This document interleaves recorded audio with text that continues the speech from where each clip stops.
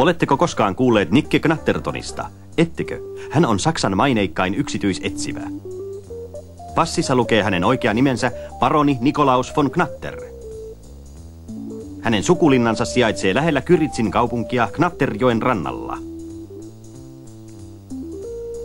Knatterien ikivanha aatelissuku on palvellut maataan hyvin ja siitä on lähtenyt monta mieleltään yksinkertaista, mutta juuri siksi erittäin urheata soturia. Sukupuu on jo lievästi laho, mutta se on saanut tuoreita versoja siihen ympättyjen terveiden talonpoikaispistokkaiden ansiosta. Lehteilkäämme nyt perhealbumia.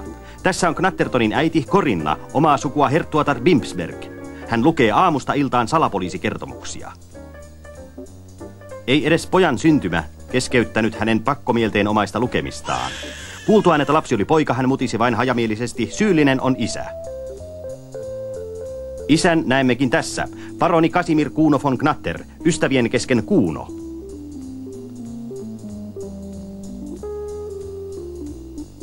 Tämä kuva osoittaa, että jo nuorella iällä pojalla on jo salapoliisin terävä katse. Heti lukemaan opittuaan Nicke ahmi äitinsä kaikki salapoliisitarinat.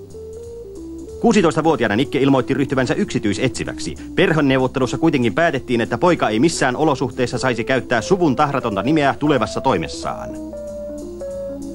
Huolimatta suvun tunnuslauseesta laukausajallaan Nickestä tuli vannoutunut pasifisti, joka turvautui verettömiin, mutta tepsiviin keinoihin. Isku leukaan tainnuttaa vastustajan hetkeksi, mutta ei aiheuta pysyvää vahinkoa. Knattertonilla on keinot joka tilanteeseen.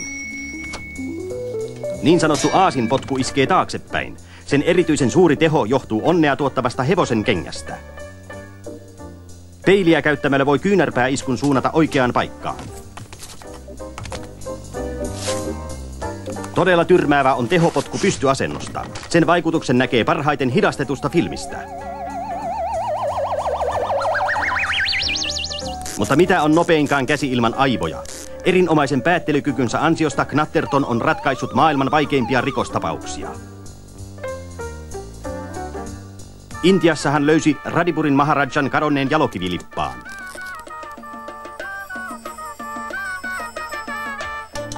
Amerikan villissä lännessä hän pelasti konnien kynsistä kauniin farmarin tyttären Mary Loun kullan.